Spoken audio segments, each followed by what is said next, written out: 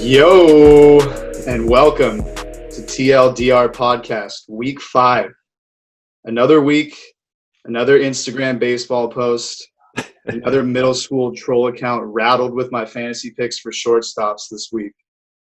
James, 2 things. 1, I know you have some announcements. And 2, what the fuck is with the kids these days?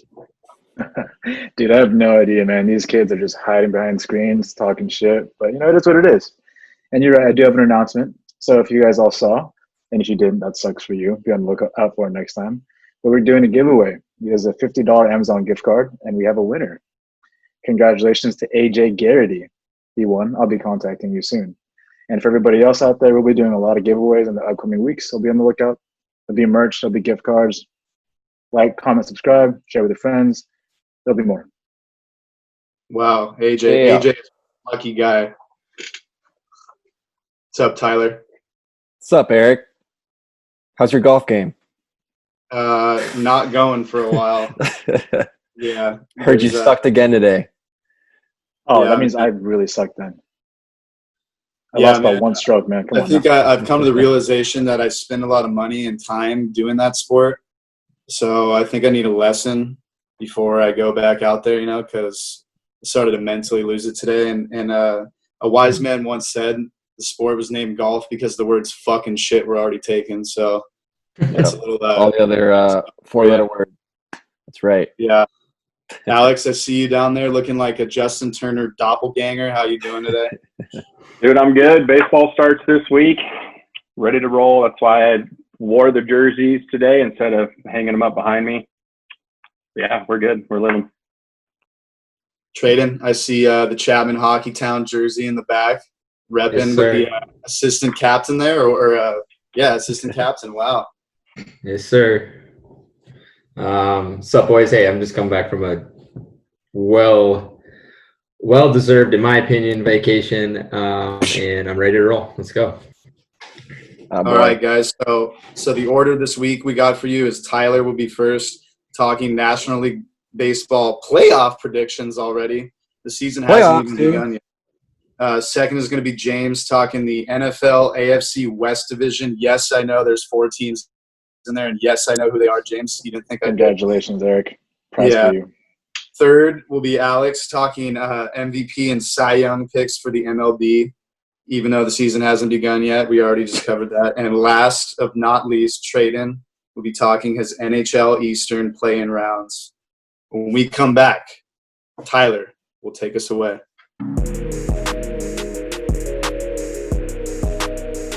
Welcome back.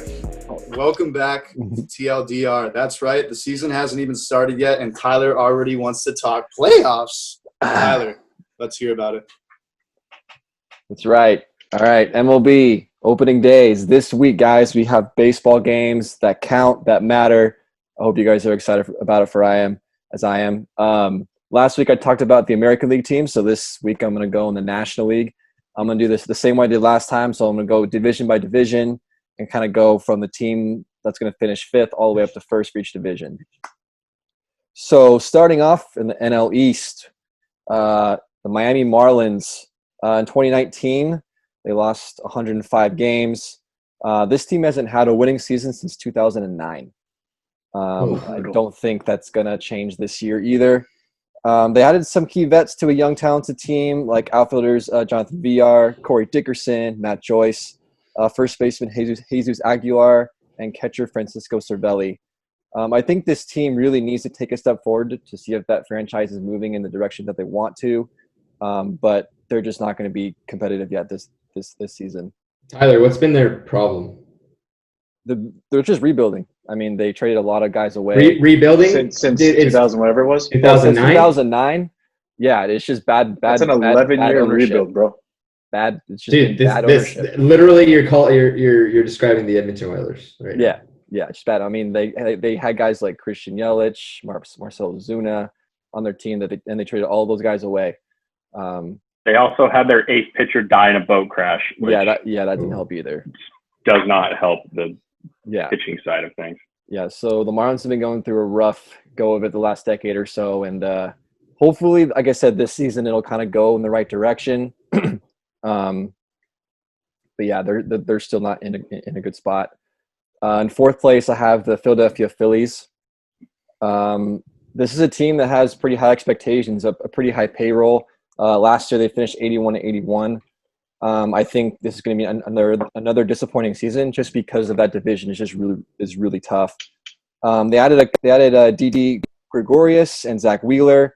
They have a new manager, a new hitting coach, and a new pitching coach. So a lot of changes up front for those guys. There's a lot of question marks on the pitching side. Other than Aaron Nola, like they just got a lot of guys that either have injury issues or are inconsistent. Guys like Jake Arrieta, Zach Eflin. These guys need to kind of step it up this year if they even want to be competitive. And then the lineup also has concerns. McCutcheon's coming back from ACL, and then Reese Hoskins, Gene Segura. These guys just need to be more consistent at the plate. Like I said, high expectations, but I think they'll fall short. In third place, had the New York Mets. They finished third last year as well. Their starting rotation headlined by back-to-back Cy Young winner Jacob deGrom. Thor, however, is out with Tommy John, so he's not in the rotation anymore. Other than deGrom, they got Strawman, Matz, Porcello, and Waka. Their lineup is headlined by the 2019 Rookie of the Year, Pete Alonso, Jeff Mitchell, J.D. Davis. They have Yoenis Cespedes coming back, so we'll see how effective he can be. Robinson Cano is also on the team, but he's up there with age. I think they'll battle for a wild card spot, but they just got a lot of question marks. This team has a really high ceiling. They can be really good, but just with kind of their age and the inconsistency with this team in the last few years, I just don't really trust them to grab a top spot. How many bombs is Pete Alonso is he going to have in 30 games or 60 games? Ooh, 30 games. He's going to go 14. 14 and 30? Mm-hmm. Or 60. I keep saying 30. I don't know why, but I mean 60. Yeah. I honestly haven't really given that a thought of like what a 60-game season and how stats are going to work. So that'll be interesting to kind of see what the benchmark is for home runs and like who finishes at the top. Yeah, just take all their stats and divide it by 3. Big math numbers, yeah, guy. there you go. That's kind of what I tried to do in my head, but I don't know if it worked. All right, so the Washington Nationals finishing second. Obviously, these guys are the defending World Series champions. The biggest loss was Rendon signing with the Angels.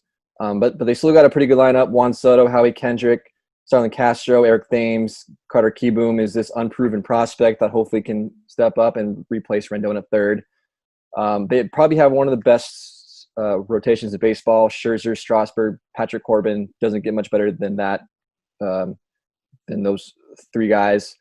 The bullpen is a question mark, but they got Daniel Hudson and Sean Doolittle to anchor down those late innings. It's going to be a really interesting battle for the wild card in the National League. I'll get to that a little bit more later, but I think they finished second. The Atlanta Braves here, I think, are the easy favorites to win this division. Last year, they won 97 games, lost in the first round to the Cardinals. Star starter lineup, Cunha Jr., Freddie Freeman, Ozzie Albies. They added Marcell Ozuna to their lineup. Great bullpen. Their rotation is the only kind of small concern I have for the Braves. Mike Soroka should be solid. Fultonevich had a really good 2018, a really subpar 2019, so we'll see if he can bounce back. If Max Fried can build on his success, and if Cole Hamels will be effective at all for the Braves. So the rotation is solid, but I think their only small weakness. But with that in mind, I think that they'll definitely win the division. What do you guys think of the East? You said they're the Braves are clear-cut winner there. Yeah. I disagree with you. I think the Nationals will actually end up taking it still. Even though they lost Rendon, that's pitching staff, dude. Like you said, it's elite. It doesn't get any better than those top 3 guys right there. For the Braves, my main concern is Freddie Freeman. He just got back, a couple days ago. He said he was fighting for his life. He was praying, God, please don't take me. 104-degree fever. He's not going to be productive in the first couple of weeks of the season. He's literally just coming back. He's not going to be the same player. So with that being said, I have the Washington Nationals at 34 games. the Mets in second with 33 games, and the Braves in third with 32 games. It's very tight for me. It's That's it's what I see playing out. interesting. It's interesting you say that because Vegas has according to the odds, the top four teams in the East for the National League are. It seems like it could go anywhere. It's actually the most competitive I've seen of all the leagues thus far, with the Atlanta Braves and the Washington Nationals, over under 33.5 games, with the Mets and the Phillies trailing just behind 1 or 2 games. I mean, according to the odds, Vegas thinks that this could probably be one of the closest matchups in terms of the division. I mean, I don't know what you think, Alex. Yeah, I have the Nationals. I agree with James. Freddie Freeman, if he's off to a slow start and has his timing off for 2 weeks, that's, each game ends up being about 3 games in a regular season. 2 weeks, that's a really long time to not be on top of it. I don't think Fulton-Evans bounces back. I actually just saw they had a little spring training game against the Marlins, and he gave up back-to-back homers to the Marlins, so that's not a good sign. Oof. Yeah, so I have the Nationals in the East. I think that three-headed monster can carry that team, just like I was talking about last week with that three-headed monster of the Rays. Pitching is going to win out, I think, in this shortened season for sure. Yeah, obviously we said it many times, but that 60-game season is going to be a huge wild card in all of this. But yeah, I agree. I think that division, along with the Central, is really, really tight, and it could be honestly any one of those 3 or 4 teams could win it. Okay, moving on to NL Central. In last place, I got the Pittsburgh Pirates. They finished last season. This franchise is in a rough place right now. They had a really toxic year last year that featured dirty play on the field, fights within the clubhouse. Their best pitcher was charged with having sex with a minor. So they just got a lot of shit going on right now. They can't trade for shit. Guys like they traded away in recent years, Garrett Cole, Tyler Glasnow, Austin Meadows, Charlie Morton, just to name a few. So this franchise from top to bottom just does not seem in a good place. Hopefully they can put it all behind them in 2020, but the Pittsburgh Pirates are going to be at the bottom. In fourth place, they got the Milwaukee Brewers. They finished second last year, made the wild card spot, and lost in the wild card game to the Nationals. 2020, they lost a few bats. They lost Travis Shaw, Yasmani Grandal, and Mike Moustakas. They did sign Christian Yelich to a 7-year deal, so they got that guy locked up for a while. However, I think they're going to take a step back for the time being until they can kind of rebuild and get some more bats in their lineup. They do still have Ryan Braun and Lorenzo Cain, but they're getting up there in age. They have really solid pitching, led by Brandon Woodruff. I think this guy is going to be really, really good. Josh Hader in that bullpen. So good pitching, but just not enough hitting. In third place, the St. Louis Cardinals. They won the division last year. And they lost the NLCS to Washington. I think overall, just the depth is a concern for this team. Their pitching features Jack Flaherty, Carlos Martinez. They have a new Korean pitcher. Hopefully I'm saying this right, Won Hyun Kim. We'll see if he can be effective at all. So that'll be an interesting arm to look for. The offense lost Ozuna to the Braves. They still Paul Goldschmidt, one of the best hitters in the National League, Matt Carpenter, Dexter Fowler.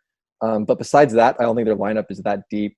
The Cardinals have always had good young talent come up from their organization, so I think they'll probably need a couple of those guys to step up to be competitive.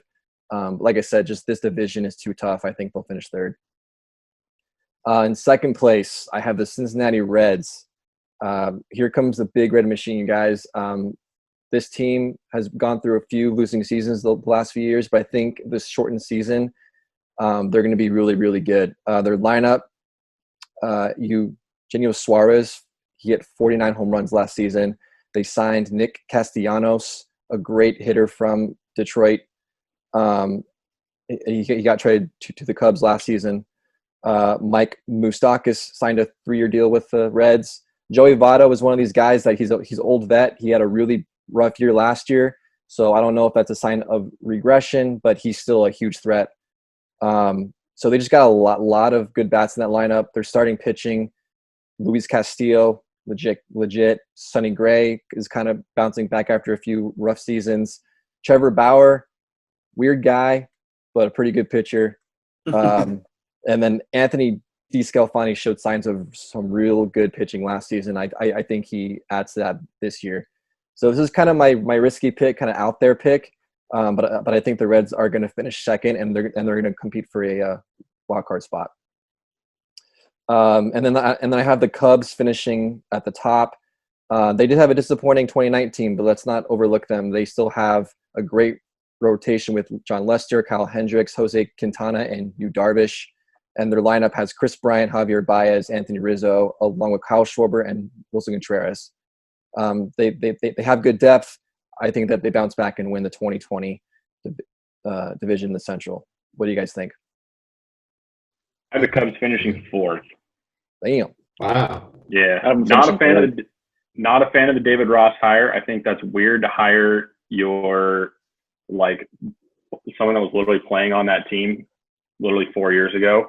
I think that's super weird, and I don't think he's going to be able to control the clubhouse.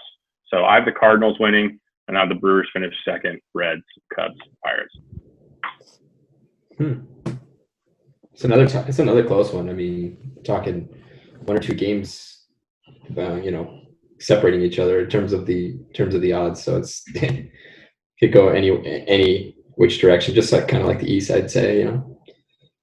Yeah, I got the Reds. Are you speaking or Vegas speaking? It's Vegas speaking, but I'm gonna pull that out there because I'm gonna say that they know more than I do. James, you said Reds, Brewers, Cubs. Yep, that's my top 3 right there in that order. I mean, they're all separated by a game each. The 60-game season, man, it's every game's gonna be a battle. It's gonna be ridiculous. Really fun to watch. Really excited for it. All right, moving on to the NL West. I got the Giants finishing in last. The Bochy era is over. In comes Gabe Kapler, their new manager. I think this season's gonna be like a 2020 teaser trailer for what's to come for the Giants. Buster Posey opted out, but you guys get to see Joey Bart, who's their number 1 prospect at catcher. So I think for Giants fans, that can be an exciting thing to look forward to. But this team. So does that mean Buster Posey's era in San Francisco is over? Is that what that's signaling? I mean, I think it's a sign of things to come. I'm assuming Posey is going to be back next season, but you are going to see Joey Bart, who's pretty much the future of that franchise. So I don't think it's over for Buster Posey, but you'll get to see a little bit of what's to come for this shortened season. And then the Colorado Rockies, I finishing 4th. This is the same story, different year for this team. They have a loaded lineup: Arenado, Trevor Story, Charlie Blackmon, along with David Dahl, Ian Desmond, Daniel Murphy. But these guys just can't pitch. Blame it on Coors Field, blame it on bad pitching coaches. Who knows? They just have so much inconsistency and spend way too much money on pitchers that just don't work out for them. So I think it's going to be the same story for the Rockies, and they'll finish 4th. And 3rd, I had the San Diego Padres. Last year, they finished last. So I think they'll take a step forward. They got a lot of good young talent. They have the best farm system in baseball. A young pitching staff. Chris Paddock went 9-7 with a 3.33 ERA in his rookie season last year. Mackenzie Gore is the number 5 overall prospect in baseball. He might see some playing time this season, so look out for him. And their bullpen, Kirby Yates, has posted a 1.67 ERA since 2018. So they got some good pitching. Their only question is their lineup, just inconsistency. They got, Manny Machado. Fernando Tatis is coming off from some injuries. Eric Hosmer is getting a little bit up there. So their lineup isn't great, but their pitching is really good. And I think they take a step forward, but they finish 3rd. In 2nd place, they got the Diamondbacks. Again, stacked lineup for this team. Ketel Marte finished 4th in the MVP last year. Eduardo Escobar, David Peralta, Kelly, Christian Walker, Nick Ahmed. They added Starling Marte and Cole Calhoun to that lineup. Pretty solid lineup, 1 through 9 this year because we got the DH. Pitching has potential to be pretty good. Zach Gallen put a 2.89 ERA in 8 starts with the team last year. Luke Weaver, Robbie Ray, and they added Madison Bumgarner to that rotation. I think they'll be a contender for the wild card, and they'll finish 2nd. And at 1st place, no question here, Los Angeles Dodgers, my boys in blue. They're gonna be winning the division again. I mean, this lineup is stacked. Betts, Muncy, Turner, Bellinger, Seager, Peterson, Smith. I mean, just a lot of great lineup. A huge lineup. Pitching: Kershaw, Bueller, Wood, Urias. I think Stripling's going to get that 5th spot for them. Bullpen's pretty solid. Really, the only question for this team is can they beat their postseason demons and win the World Series? Hopefully, it happens. It's another year of high expectations for this team, but I definitely expect them to win that division. What do you guys think out in the West? Yeah, I got the Dodgers. Yeah, there's no question, dude. That's pretty much all I want to say about that is Dodgers win by a decent amount. Yeah. Like it's no competition. It's not. All right, and real quick, just to wrap up my wild card predictions. This is going to be like a 6-7 team race for those 2 wild card spots. I think that National League wild card is really competitive. This is a really, really tough decision, but I went with my gut here, and I think the Diamondbacks and the Reds are going to grab the 2 wild card spots. I had Braves and Brewers. And a dog. And Gus. That's a different dog. That's an excellent different. Boom. Well, Right. thank you for that, Tyler. We'll see what happens to the Dodgers once the playoffs come around. We all know what happens. But when we return, James will talk to you guys about who to worry about in the NFL AFC West Division. Welcome back, everybody. We're not talking East. We're not talking West. We're talking AFC West. James, all you, brother. Thank you, Eric. So last time I did the NFC West. Today we'll do the AFC West. We're going to start with the Los Angeles Chargers this time. I don't know why they moved from San Diego to Los Angeles because they lost half their fan base, but it is what it is. In 2019, they went 5-11. They really shouldn't have been this bad. They lost 9 games by 7 points or less and lost 4 games by 3 points or less. Their net point differential was -8. They really could have easily been a wild card team. Like, it was just bad luck on their part. They coached by Anthony Lynn, who is then going to his 4th year of coaching. In 2019, they ranked 21 in total offense and 14th in total defense. Going into this offseason, their biggest weakness was their offensive line. They haven't had a passing grade higher than 26th since 2014. They went to this year's draft, and they drafted Justin Herbert, a QB out of Oregon, Kenneth Murray, a linebacker out of Oklahoma, and Joshua Kelly, a running back from UCLA. They did lose a lot of big-name guys on this side. They lost Phillip Rivers. He went over to the Colts, and he's like he's 30 years old, but he's still pretty productive. Tough year last year. They also lost Melvin Gordon, Derek Watt, Michael Schofield, not the guy from Prison Break, but the guard, Brandon Mebane, and Thomas Davis Sr. They re-signed Hunter Henry and got Brian Bulaga from the Packers, pretty much one of the best tackles in the league. Got him for a steal. Amazing. 3 year, $30 million. They also got Linval Joseph from the Vikings and Chris Harris. Chris Harris is a 4-time Pro Bowler from the Broncos. Big name guy. It's going to be great.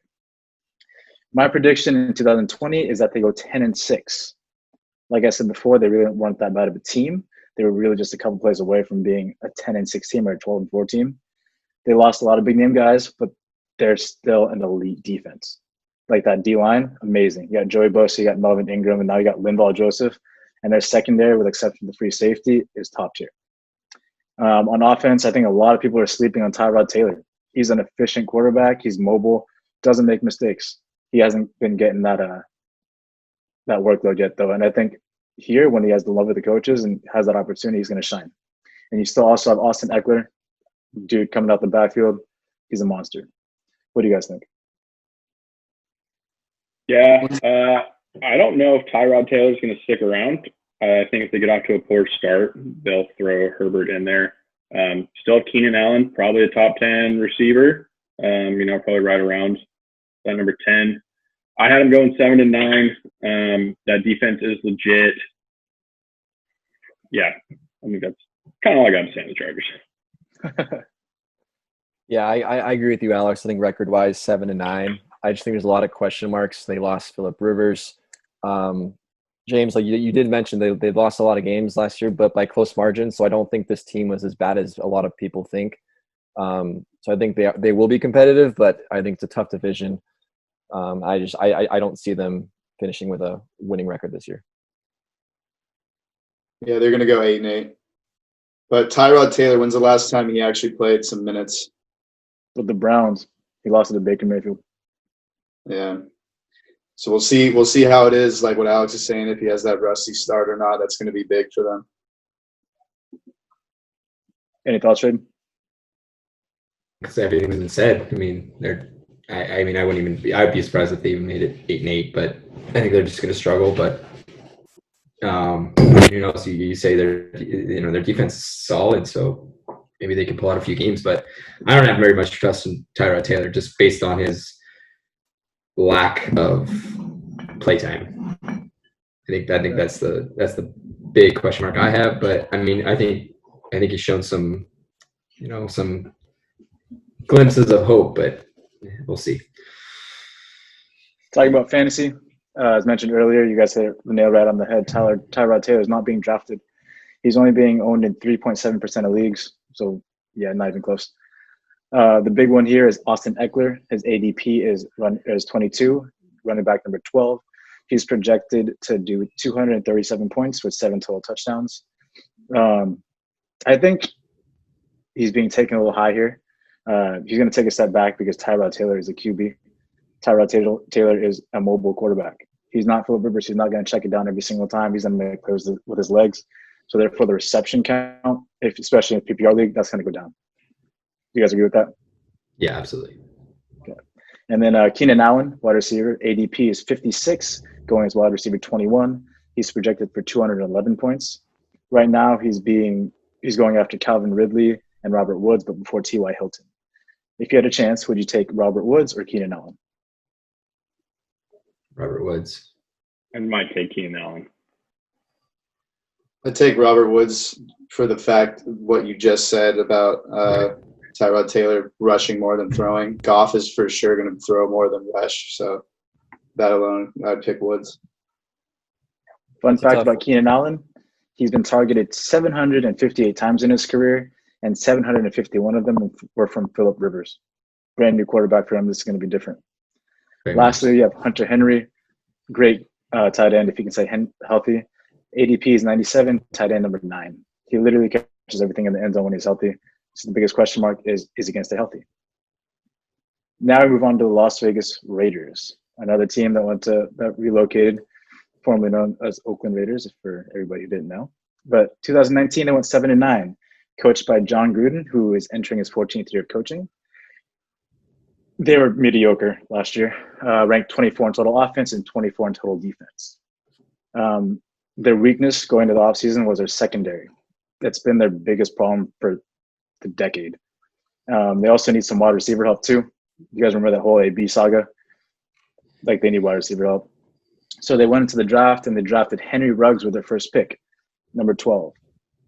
That was weird for me because in my head, Henry Ruggs III was not the best receiver on the board. The biggest thing about him was that he ran a 4.27 40. He's a speedster, but he's not the most physical guy. And you need somebody, if you're going to be wide receiver one, you got to be physical. They also drafted Damon Arnett, a cornerback, also in the first round. And then in the third round, they drafted 2 more wide receivers back to back. So like I said earlier, that was their biggest weakness, and they really filled it.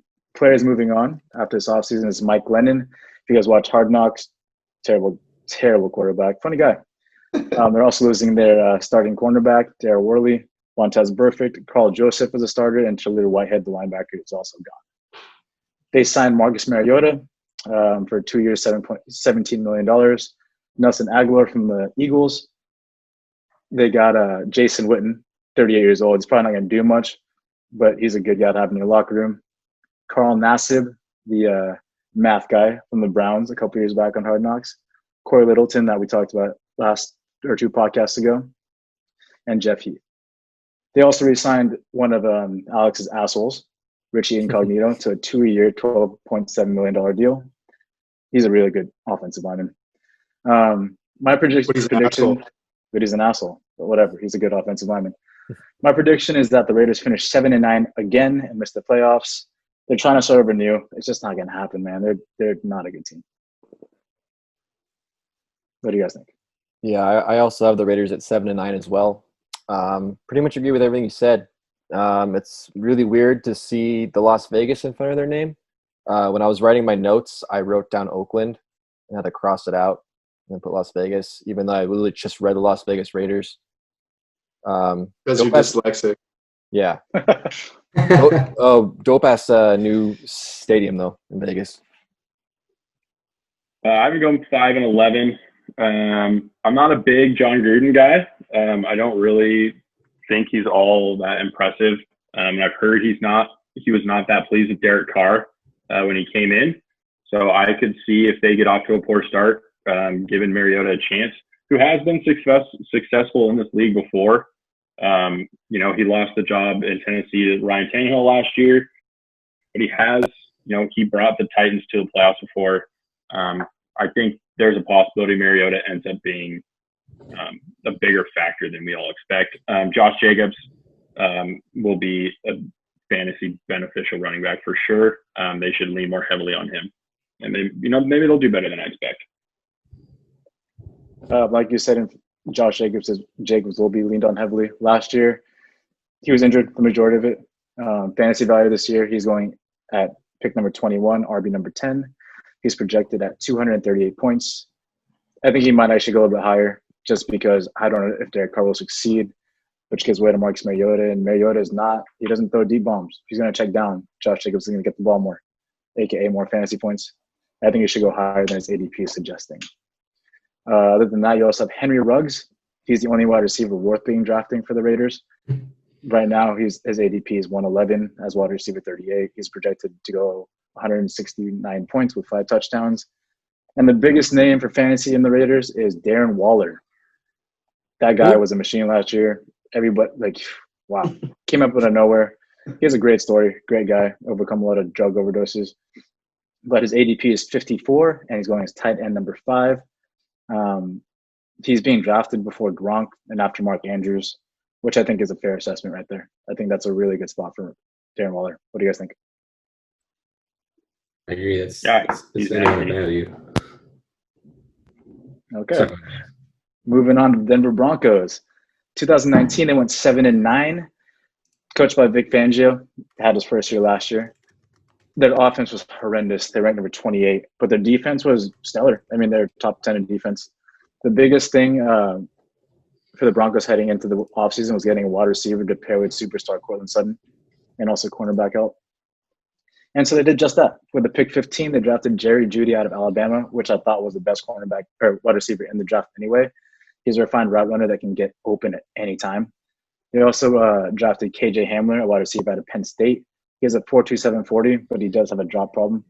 And they drafted Lloyd Cushenberry with a third-round pick, and he's a center. Moving on, they lost Joe Flacco. I mean, he didn't do much last year anyway. He played in 8 games before going on IR. But they lost a lot of key players on their offensive line. They lost Ron Leary, who was their starting guard, and Connor McGovern, who was their starting center. They also lost Chris Harris, which I mentioned earlier, who's now with the Chargers. They did sign Graham Glasgow from the Lions to a 4-year, $44 million deal. He's a really good guard. They got Melvin Gordon from the Chargers, Justin Simmons.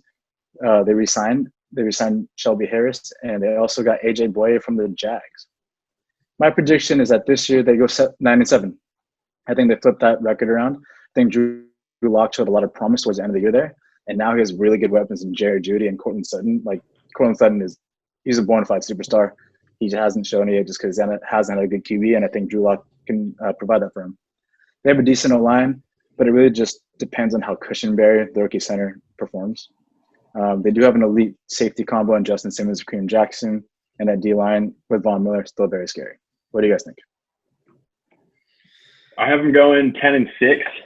I think the Broncos are going to be a surprise wild card team. Drew Lock came on with the last 5 games of the year and surprised some people, and I think the running back tandem of Gordon and Philip Lindsay still there. The Broncos defense, still anchored by Von Miller. It's getting up there a little bit. I think the Broncos are a sneaky team. I think Drew Lock is a sneaky late round QB draft pick that could end up carrying your team later down in the season. Yeah, I agree. I I mean, I would say I see a 10-6 season. Again, I think I kind of am going to repeat what Alex just said. I'm even probably going to put some money on them winning the division simply because the return for the Chiefs is so piddly. I mean, I'll throw a bit of money at them and get a nice 9-1 payout because you never know if they can catch fire. See where they go. Fantasy-wise, Drew Lock is being drafted at 166 at QB 22. He's only 15% of leagues. If you can, stash him a little bit, he could be good for you. Melvin Gordon, ADP is 41, halfback number 20. He'll likely concede some work to Philip Lindsay, so maybe that ADP is a little high for him. Philip Lindsay is going at 110, RB 38. If you guys can get him that right there, you're gonna win. He's a sneaky sleeper just because they do that tandem. Cortland Sutton is wide receiver 15 at ADP 44. He's going right after OBJ and before Cooper Kupp. If you had a chance to choose between Cooper Kupp and Cortland Sutton, who'd you pick? Cooper Kupp, of course, because I believe in Cooper Kupp. I agree with Eric. No statistical backing. Okay. Well, I'd definitely go with Cortland Sutton. Cortland Sutton all the way. Okay, moving on to the Kansas City Chiefs. They went 12-4 Super Bowl champs last year, coached by Andy Reid. Statistically, phenomenal seasons on both ends of the ball. They're ranked number 5 in total offense, ranked number 7 in total defense. They honestly didn't have a weakness going into the draft or this offseason. I mean, they want some depth at cornerback and linebacker, but really not that big of a deal.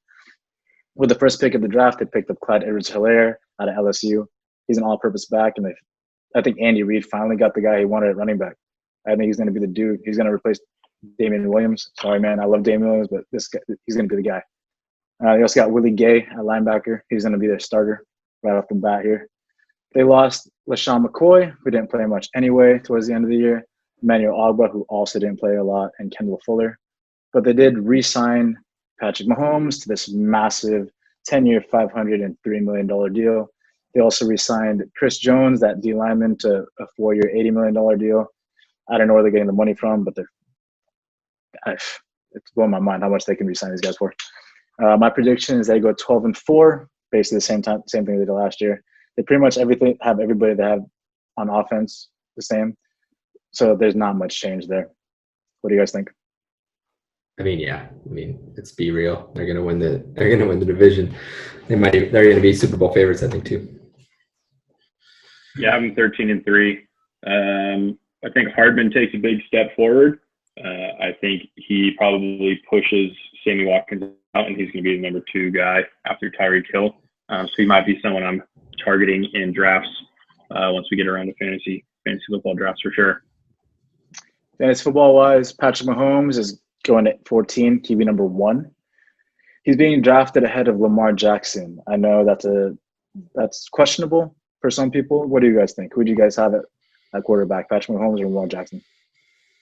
I had Jackson in our picks earlier. I think what he does with his legs will end up counting for more. Jackson was QB1 last year. Granted, Mahomes got hurt for a little bit. Mahomes runs, but he doesn't run like Jack. I mean, no one runs like Jackson does, but I don't, if you snag one of the two of them, I don't think you're going to be that upset. Personally, I would take Jackson. Yeah, I just think Mahomes has more weapons to throw to. And so for me as a quarterback, that's why I would pick Mahomes over Jackson. But Jackson, like you said, also a great player. You can't go wrong with either one. The one knock I have on that is that Patrick Mahomes did get injured last year because he ran. So I don't think he'll do it as much, which gives the edge to Lamar Jackson, in my opinion. Clyde Edwards-Helaire, the running back, going as running back 17. He's being drafted before Lev Bell, David Johnson, Melvin Gordon. That might be a little too high, but we'll see. Tyreek Hill, wide receiver number 5, going out pick number 12. He's being drafted before Chris Godwin and Mike Evans. Is that the right choice there? Would you draft Tyreek Hill over Chris Godwin? You mean the cheetah Tyreek Hill? Absolutely. Yeah. Okay. No questions there. And then Travis Kelce, ADP is 17, tight end number 1. Yeah, that's pretty much hands down. I love George Kittle to death. George Kittle's my guy, big 49ers guy. But Travis Kelce will be the number 1 tight end. And that pretty much concludes my segments. Thank you very much. Thank you, James. And when we come back, Alex is going to be talking more baseball with his thoughts and predictions on the future MVPs and Cy Young picks. Stay tuned. And we're back. Alex is going to talk to you guys about future MVPs and Cy Young picks for this 2020 upcoming MLB season. Alex, hear what you got to say. Not the dog, you, Alex. Thank you. Yeah, I don't know what the dog's doing back there. Sorry about that. Hot takes. Yeah, so I'm going to go over MVP, Cy Young, Rookie of the Year for both NL and AL. And then at the end, I want to talk about some crazy stats we could see in this 60-game abbreviated season. But we'll start with the National League, and, you know, it kind of works out great. So for the MVP, I have Christian Yelich, which is part of the reason why in the segment with Tyler hosting that I had the Brewers making the wild card. And for the NL Cy Young, I have Jack Flaherty from the St. Louis Cardinals, which is why I have the Cardinals winning the division. And then for the Rookie of the Year, kind of a little bit out there because I'm not even 100% sure he's going to start the season with his team, but I have Mackenzie Gore winning Rookie of the Year with the Padres. He's nasty. I think that with Mackenzie Gore, the Padres could take a big step up. I almost picked them as my wild card, but I just couldn't give it to him quite yet. So NL MVP, I have Christian Yelich. He probably would have won last year if he didn't get hurt. Bellinger really faded towards the end. Jack Flaherty finished last season on an absolute tear. He is a monster. And then Mackenzie Gore. Ty, I know you had some picks. What are your NL choices? Yeah, I got different ones for all of them, so this will be good. Yeah, so MVP, I got Ronald Acuna Jr. I just think this guy is one of the best talents in baseball. I think he's been trending upwards the last 2 seasons since he started in 2018. I'm looking at him to be that MVP and to help lead that Braves to that division title. For Cy Young, I got my boy Walker Buehler, my doppelganger. Like I said, I think he's also the guy that's been trending upwards the last couple of years since he's broken into the league. But the Cy Young race for the National League is really close. There's like 4 or 5 guys that could easily win it. There's a lot of good pitching. And then Rookie of the Year, I had Gavin Lux as Rookie of the Year. But today we just found out that he won't be starting this season on the big league team. Doesn't mean that he won't rejoin like within a week or whatever. So that could affect it with a short season. So my secondary Rookie of the Year choice is Carter Kieboom of the Nationals. Like I mentioned earlier, I think he's a legit option to replace Anthony Rendon. So we'll see if he can step it up this season. So those are my picks. I actually think that Mookie Betts is a sneaky guy for that MVP award right there. Some kid on Instagram, thank you, 12-year-old kid on Instagram, brought up a really good point. How when he was in Boston, they pitched around him. But you can't do that with the Dodgers. You can't pitch around him because they're too loaded. You're going to have to pitch at him. And I think he's actually going to shine. Like, he's going to blow his old numbers out of the water, especially in this condensed season. His average should go up a little bit higher. But I think he's a sneaky guy to take the MVP. Not a bad pick. That one. All right, moving over to the American League, starting with the MVP. You have to go with the best player in baseball, and that's Mike Trout.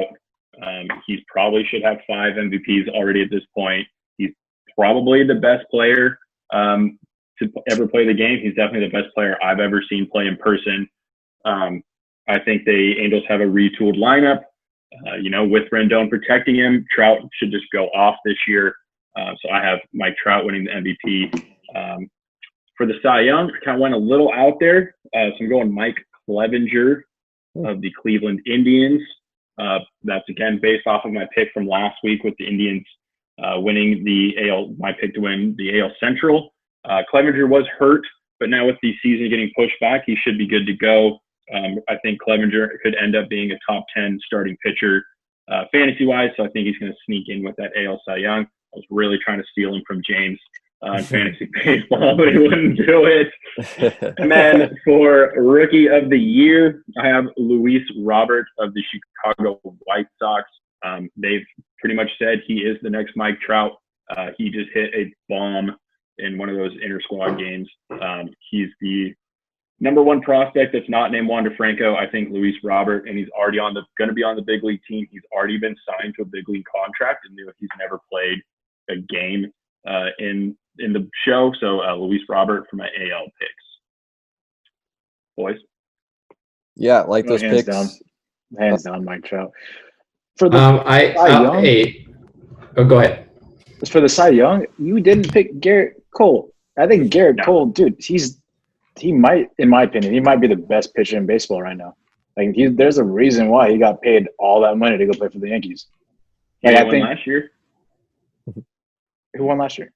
He didn't cheat enough. Verlander won last year. Oh, he cheated more. That's why. Yeah. How did he cheat? Yeah. Thank you. Yeah, I agree with your Cy Young pick, James. I think Garrett Cole. He's kind of the obvious choice to win it, but I think there's a reason for that. I just think he's the best pitcher in baseball, so I just kind of have to pick Garrett Cole in that one. But Clevenger, I like that pick, Alex. That's a good one. I agree with your Rookie of the Year. Like you said, he hit over like 900 feet worth of home runs in that inter squad game the other day. This guy's legit. I'm really excited to watch him play this season. But for MVP, I'm going to go a little different. Mike Trout is the obvious choice for that one. But I picked the Oakland Athletics to win the division. And so I'm going to pick Matt Chapman as the MVP for the American League. Well, it's a dark horse right there. I think if there's a guy that's going to lead that team, it's going to be Matt Chapman. And because of that, to overthrow the Astros, he's going to have a great season and he's going to take home the MVP award. I like that pick. Thank you. What are you saying, Tradon? We're good. Is there an AL Player of the Year award? That's MVP, bro. But there's an MVP for both leagues. What the fuck is this? There needs to be one only. Most valuable player, not players. Shohei Ohtani, dark horse. Shohei He's going to Ohtani. play 3 days a week.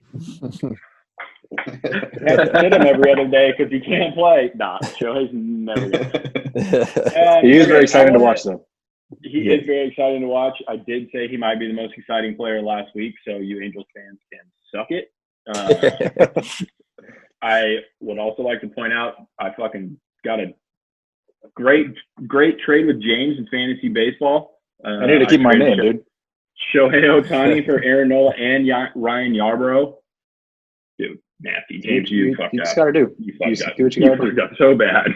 Yeah, it's better than Clevenger. Come on, man. I was going to give you Clevenger. Should have done it. Should have done it, James. All right, so I want to go over some crazy stats we could see in the 60-game season. These are all who fucking knows, because this season is unlike any other we've seen. So there's going to be 5 of them, so I'm going to go over them pretty quick. But so first things, 400 hitter. It hasn't been done since 1941 with Ted Williams. Tony Gwynn came pretty close in the 90s, but then there was the strike. I think he was hitting 394 at the time. The last person to hit 400 over 60 games was Chipper Jones in 2008. The closest person last year was Cody Bellinger, who hit 376 after 60. Some top candidates, Cody Bellinger, Christian Yelich, and Luis Arraez, who plays for the Twins. I don't think it will happen personally. I think I've predicted someone's going to hit like 365 is going to be the kind of top batting average at the end of this year. But just real quick, do you guys think anyone hits 400 this year? No. Just okay. Yeah. That's fine. I mean, I want to see it happen. I think it'd be cool. Yeah. I mean, it's obviously not the same as Ted Williams doing it, but okay. For homers, so the most homers over a 60-game stretch was 33. So when we were talking about how many homers you think Alonso is going to hit, so Giancarlo Stanton, possibly the strongest human being in Major League Baseball, hit 33 in 2017. Again, that's ridiculous. That's obviously a little bit over a homer a game or every other game. I don't think that will happen. There are a lot of players that have the possibility. I think somewhere around 24 or 25 might be the limit on what people are going to get. Alonso, Stanton, Aaron Judge, Mike Trout, Cody Bellinger, Christian Yelich are kind of some guys. I don't think anyone's going to reach 33, but do you guys think anyone can get up to like 30? I think almost every has other a game. chance. yeah, I think with the way home runs have been trending in this league the last few years, I think someone's going to get pretty close to 30, or if not more. Okay. I don't think so, but it'll be interesting to see what happens. Switching to the pitching side, so in a 60-game stretch, again, these are starting pitchers. They only pitch every 5 days, but it's 133 strikeouts. So it's roughly 12 starts is how that kind of averages out. So both Garrett Cole in 2019 and Corey Kluber in 2017 did that. Garrett Cole obviously has a very good chance of doing it again. Verlander, Scherzer, DeGrom. I have my prediction at 111. Nice little symmetry of 3 ones right there. So I don't think that will happen again. If someone was to do it, it would be Garrett Cole. He is a monster, but because I didn't pick the Yankees to win their division, he can't win the Cy Young. That's how it works. What do you guys think? Do you think Cole or Verlander or Scherzer, DeGrom, somebody else can get close to that number? I don't. No. I think it's. I don't think they play as much, just because I think they're trying to preserve them for the long run here. So I think they're going to pull them earlier than they would have normally. So the bullpens will get a lot more work, just so that once they do hit that postseason stretch, they'll be fresh and ready to go. So with that being said, less innings pitched, less strikeouts. Yeah, I think if anyone can do it, it's Garrett Cole. But if he's not going to do it, then I don't think anyone else will. Yeah, I totally agree with James. Most of these guys aren't even going to be built up to go more than about 5 innings for the first couple of weeks. I just don't think the innings are going to be there for someone to hit 133. Okay, second to last one, lowest ERA. Jake Arrieta in 2015 over a 60-game stretch had a .41 ERA. He did win the Cy Young that year. He definitely kind of stole it away from Zach Greinke, but .41 for Jake Arrieta. Some candidates for that: Garrett Cole again, Shane Bieber, Clevenger, DeGrom. I think if DeGrom's healthy, he did just get pulled the other day for like back tightness or something, which can be way more hurt you more than you kind of think. Like Kershaw had back tightness for years, it feels like. If DeGrom is healthy, I think he's the one guy that could do it. But do you see anyone even getting an ERA under 1? No. Other than like not starters only, not relievers. Right. I think it's possible that we could see like a .9 or a .8 from someone. There's a lot of great pitchers out there, and with the shortened season, and like I said, less innings, less chances to give up runs. True. So I think you could easily see a guy. I don't think it's going to be like a .4 like Arrieta had, but maybe like a .9, .88, somewhere around there. Okay. When did that happen? What year was that? 2015. 2015. So the juice ball has been introduced as of late, and as you see, everybody's going crazy with these home runs. There's no way that gets under 1. There's absolutely no way. Less innings, whatever, dude. Like, somebody, you're gonna slip up one time, that thing's gonna be gone. There's no way. Very true. Yeah. I'm thinking like 1.5 is maybe where someone will end up. Hyunjin Ryu had like a 1.4 halfway through the season last year.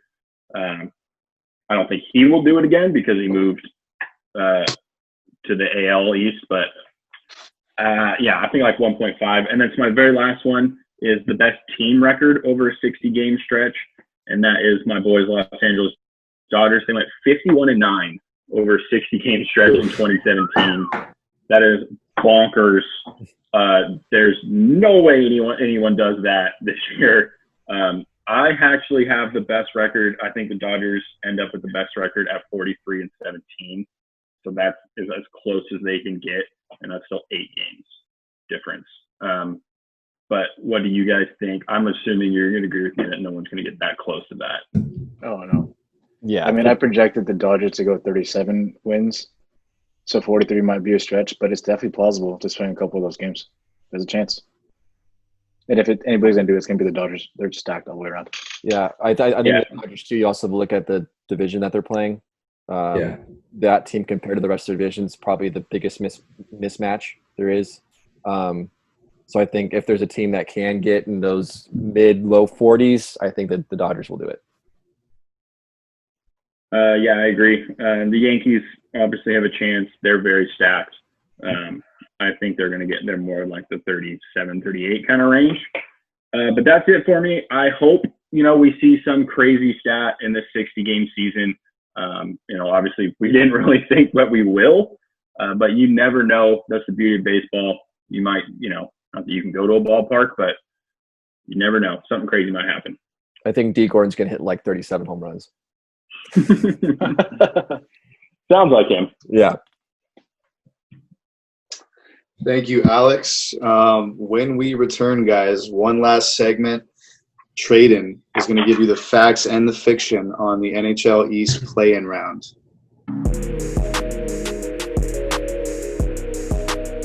Welcome back. Tradon is going to talk NHL Eastern play-in rounds. Tradon, I'm excited to hear your insights, just like everybody else. Take it away. Yeah, I'm sure I'm glad someone is interested in what I have to say. We got number 5, C5 Penguins versus C12 Canadiens. Let me just start. Penguins have their Sidney Crosby, their Evgeny Malkin, 1A and 1B in terms of the centermans for the past 15 years. I feel like it seems like it's been forever. Plus they have big names like Jason Zucker, Brian Russ, Patrick Hornquist, and they're likely going to get back Jake Gensel, which is, as I mentioned in my post, he's one of their most important players. Just simply, he is an X factor for them. When he's on, people were rattled with you over that. Oh, they were, and because no one fucking understands how this game works. So the offense was ranked 12-year-old 10th. middle schoolers. Yeah, exactly. It's because I don't talk greatness about Sidney Crosby every single second. They all get pissed off. The offense was ranked 10th at the break, so that's pretty strong considering they've had a number of injuries this season. So I think that's pretty incredible considering, especially against a Canadian team who is ranked 19th in offense. They just don't have the firepower right now. I think they're still more of in a rebuild mode. And actually, I think they're kind of surprised that they're even given an opportunity to make the playoffs here. The bad part of the Pittsburgh Penguins is their defense. And that's, in my opinion, that's probably why they got bounced last year. They have kind of turned it around. They ranked 12th in goals allowed, but, their goaltending is terrible. So it's anyone's guess what can happen there. Montreal's not too far behind. But I guess, what do you guys think? What do you guys think of this matchup here? I think the Canadians have a way better goaltender. They got Carey Price. Yeah, is he way better though? Here we go. Okay, time out. Carey Price is better than Tristan Jarry. Absolutely. And Matt Murray actually has proved himself, but I feel like he's kind of slipped off the deep end lately. I agree with you on those 2 points there. Matt Murray is kind of losing it. It's kind of crazy. As soon as they got rid of Fleury, Matt Murray just started to kind of go down and trend down. At least he beat the Sharks, though, so I'll give him credit for that. Carey Price is arguably one of the greatest goalies of our generation. He just hasn't played up to his potential at all. And I think that he has an opportunity to turn that around within these next 5 games and then get into the playoffs and show that, guys, I'm still worth what I'm getting paid. He gets paid, I believe, $12 million a year.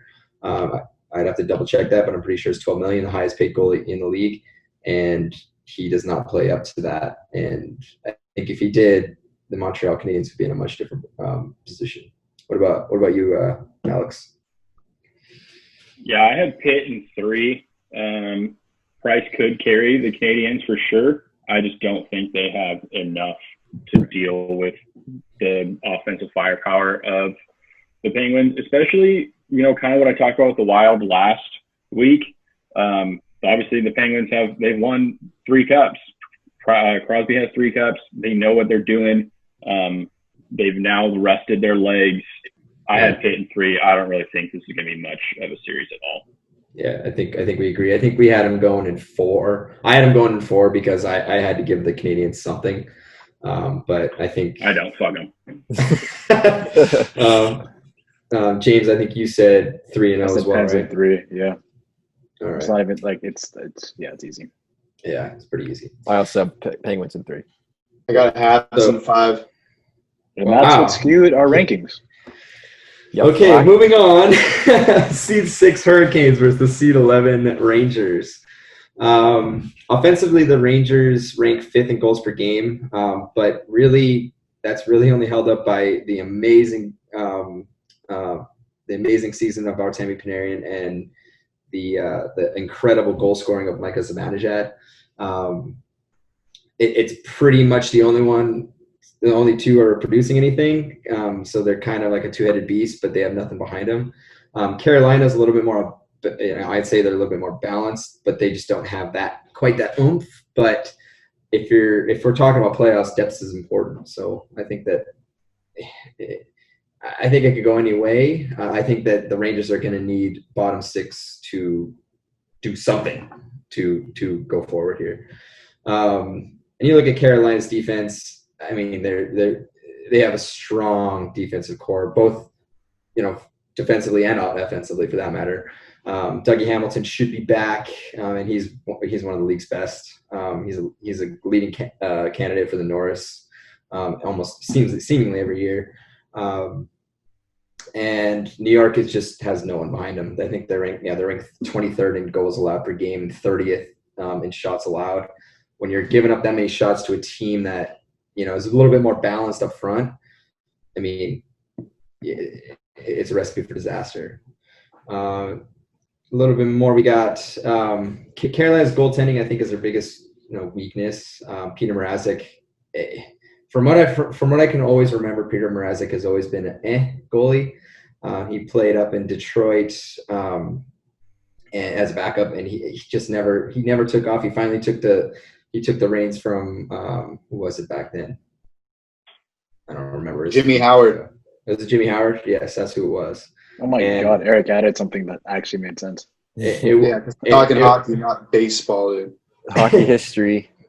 But he just never wowed me. I mean, I think he wowed me a few games, here and there, but I think he never really wowed me on a consistent basis. And James Reimer has put up solid numbers, but I just think that that's their biggest weakness.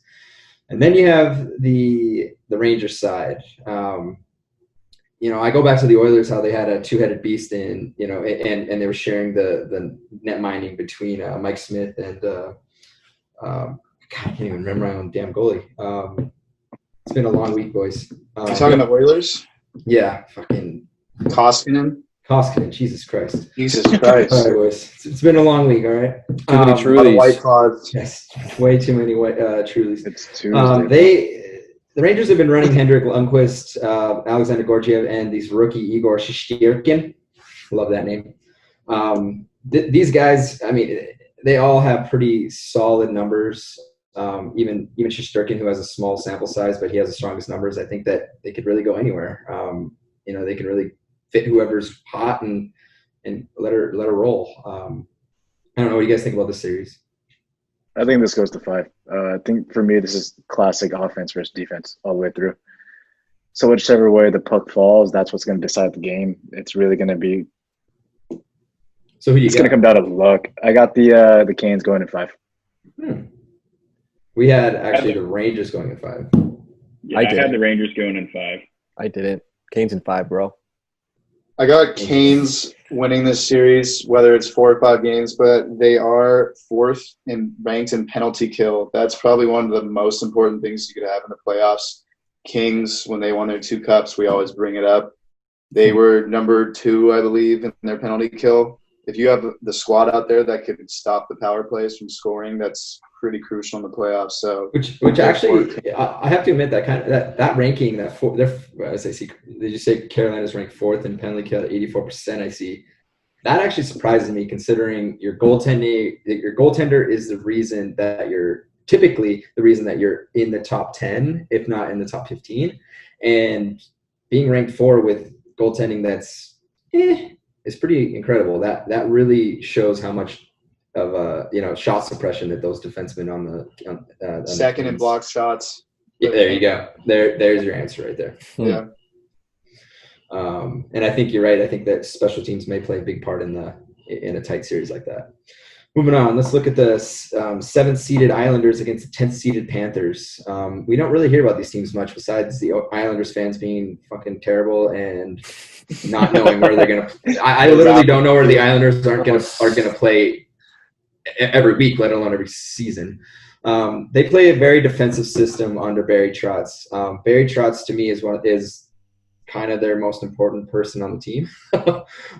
He kind of is the greatest coach in the league, in my opinion, right now, in terms of defensive system. But that has led to a weak offensive squad with the Islanders. They're ranked 22nd in goals per game, and there's, and obviously they play that game where they just score enough goals to make it in, and then they just, swallow up the game on the defense. Who are, have a bit better ranking in terms of, offense. They're ranked 6th with Jonathan Huberdeau and Alexander Barkov kind of leading the charge there. I think offensively, clearly the Panthers have the edge, but the Islanders will be able to easily swallow, or not easily, but they'll be able to swallow that up if they continue to deploy that defensive game. And going back on the defense, I think that they have the clear advantage. Besides a few players on the Panthers side, I don't see them being able to beat them defensively. I just think that the Panthers are just going to have to figure out a way to get over that type of system, and it's very frustrating to play a system like that just shuts you down time after time, and you never get a chance to really move the puck in the offensive zone. And I think that's going to be the Islanders' key to win. Moving on to goaltending, Panthers have invested an insane amount of money on Sergei Bobrovsky, and he has been a big pile of shit. He posts a 900 save percentage with the goals with goals saved above average of -15, almost -15 in 50 games. I mean, he's letting in. He's a sieve. He's a fucking sieve. He's Swiss cheese, and a $10 million piece of Swiss cheese, I might add. And then on the other side, you have Semyon Varlamov and Thomas Greiss, who rank 8th in collective save percentage. I mean, that's fantastic. You can really pick on any guy to kind of help you through any kind of situation, and ride the hot hand. And I think they definitely have the edge. What do you guys think? It's a duel of the Russian goaltenders, the Obs, Bobrovsky and Varlamov. Varlamov has always been pretty good. He's battled a lot of injuries when he was on the Avalanche, and this could be a good little restart for him. But it's whoever shows out for them, I think, will win the series. Mm-hmm. You do have Quenneville, coach of the Panthers. Fuck the Blackhawks, the old team he used to coach with. So if he could spark some fire in Bobrovsky, it might be a little dangerous. Yeah, I think it's going to be a close series. I think it's going to go to 5. But in a playoff series, I'm just going to go with that defense over all the offense. I think the Islanders have one of the top defenses in the league. So I think that gives them the edge in the series. Yeah, the Islanders in 4. They kind of remind me of the Kings of yesteryear, whatever. When they're going to win 2-1, 3-2, 3-1. Like Tradon was saying, I think that defense will just swallow up the Panthers. I'm not sure I'm going to pick the Islanders to go much further than where they are right now, but I think they will get through this relatively easily. I think I agree that I think this series will show that they can win games 2-1, but the times of winning multiple consecutive series in 2-1, 3-2 games is long gone. You cannot do that anymore. This game is way too high powered, way too goal scoring oriented, and I just don't think that. I think that they need to figure out a way to put the puck in the net. I think that's going to be New York's biggest problem, and I think that's why I had Florida winning. But again, you guys, it could really go either way. I had it going 5 games, so it could really go either way. Let's finish up with the seeded 8 Leafs, and the seeded 9 Blue Jackets. All right, I'll say it. The Maple Leafs have one of the league's most potent explosive units in Austin Matthews, John Tavares, You good, bro? Mitch Marner, William Nylander. These guys are fucking amazing. They rank third in the league in goals per game and sixth in shots per game. They are a powerhouse. When you watch Mitch Marner, I think, at times he's one of the greatest hockey players, besides Connor McDavid and Leon Draisaitl that are on this planet. He makes passes that blow anybody's mind. And then you have Austin Matthews, who can literally shoot from anywhere. William Nylander has really turned the corner from his debacle last season and turned into someone that we expect of him. And then John Tavares has always been freaking amazing. The Blue Jackets, on the other hand, they're tied for 27th in the league on offense, despite ranking 8th in shots per game. So they just don't know how to put the puck in the net, which is unfortunate. So obviously the offensive advantage goes to the Toronto Maple Leafs in this one. But this is where it ends, because defensively the Maple Leafs are atrocious. They rank 26th in goals allowed per game and 19th in shots allowed per game. Columbus, on the other hand, has limited their opponents big time, ranking third in goals allowed per game and 7th in shots allowed. John Tortorella, to me, is one of the most interesting and fun coaches to watch. I think he's very, very smart. He's a very smart coach. He's explosive. He's an asshole to the media, and I absolutely love it. And he does not take the kind of shit that Toronto Maple Leafs employ in this, dipsy doodle, I'm not going to play defense type of style.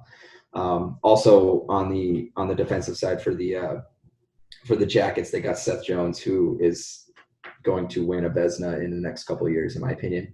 I wish that some of his greatness could rub off on his brother, so that the Oilers could have Norris, Seth Jones. right? Norris. Yeah, I'm sorry. But he is one of the best talents I've ever seen, at his age, and I think he's definitely going to continue to turn some heads going forward. Goaltending, Frederik Andersen, has not had the greatest season, and I really don't blame him, considering this defense can't do shit. It's not. I would say that the Leafs need to play more in front of him if he wants to continue. He's extremely solid. He just can't do it all. Let's just put it that way. On the other side, Elvis Merzlikins, this young goaltender, 26 years old from He's Latvia. a weirdo. He is a weirdo, but he has stellar stats: .923 save percentage and a goal saved above average of 12 in 33 games. He to me, Elvis Merzlikins is like the Jordan Binnington of this season. Jordan Binnington completely came into the St. Louis Blues lineup last year and won them the cup. I will go down and say that he won them the cup. And Elvis Merzlikins could very well be that guy this year. What do you guys think? I think the Leafs have their ultimate test. They've always had the issue with having the toughness and the grit. These last few years in the playoffs, they did pick up Kyle Clifford, ex-King, old goon for the King squad that used to be that tough, grit guy for them through those runs and just always with them. He's going to help play a role, but this is their ultimate battle. Tortorella and the Jackets, just a hard-nosed, grit-grinding team that wasn't even supposed to be in the playoffs. Can they get past the tough, grinding team? We'll see. Yeah, I have the Leafs in 5. I think they finally do show up. But yeah, Eric, I agree with you. Obviously, the Blue Jackets show up in big series. They came out of nowhere and swept the Lightning last year in the first round, which I don't think anyone could have predicted. I agree. Seth Jones probably going to win a Norris Trophy somewhere here in the near future. Columbus is one of the highest ranked teams in that Corsi factor we were talking about yesterday, which is, it's very weird and it's a lot of math to kind of figure out how Corsi works. But teams like the Kings and the Blackhawks in the mid 2010s were high up on that Corsi rankings, and that's the reason why they won 5 cups between the two of them. So I have the Leafs in 5. I don't feel super great about it. I think the Blue Jackets could be a surprise team that could push further into the East than I think people will give them credit for. Yeah, What's significant about that Corsi ranking rating, by the way? So Corsi ranking, I'll do a quick quick synopsis. Basically, Corsi ranking takes shots on goal or shot attempts, divides that by the shot attempts against, I think that's how it goes. Generally, like, how effective are you at shooting the puck generally in the direction of the opposing net, and how effective are you in blocking the other team from shooting it at you? So the higher the number, the better. The higher the number means if you're over Okay. 50%, it means you're possessing the puck more than 50% of the game. Possession, how effective? Yeah. It's arguably one of the Shots on most goal. looked at 5-on-5 stats in the game, and it's something that I just this year have really started to focus on, because I like to see the teams that win the Stanley Cup generally have a above 50% Corsi rating. That's why I don't know if the Oilers are going to, the Oilers, for example, are going to win the playoffs because they're winning the Stanley Cup because they don't have that type of stat. Yeah. So, what were you saying, Tyler? I was just saying that I have the Blue Jackets at 5 just because, like I said, like last year, they swept the Lightning. I think they're a stingy playoff team, and maybe this is the Kings fan of me talking, but I'm just going to pick teams that just have the better defense in series most of the time, especially when they're close like this. I mean, it's a 8-9 matchup. Like I said, I mean, yes, the Leafs have a great offense, but the Blue Jackets just have the better defense, in my opinion, and so that's why I'm picking them to win the series in 5. And I think I agree with you. And going back to what I said earlier, in that you can't win games 2-1, you can't win games 7-9 or 7-8 every game, or you can't win them 7-5. Like there's just that many goals that go in. I think it's more of a 4-3 game, and if you're letting in 7 goals, I don't care how many. Like, you have to score that many to even win these games. If you can't keep the puck at your own net, you're destined for failure. And I think that's, in my opinion, we do have the Maple Leafs. I believe we have the Maple Leafs going in 5. I was reluctant to say that just because I have to give the edge to the Fab Five up there. But they're gonna face Boston in the first round of the actual playoffs, and then they'll get smoked again. I mean, I know that those go to 7 every single year, and then it could be fixed in some cases, because once that 7th game happens, the Maple Leafs they get the shit kicked out of them. They get their shit kicked. They get their shit pushed in every single year. So Gross.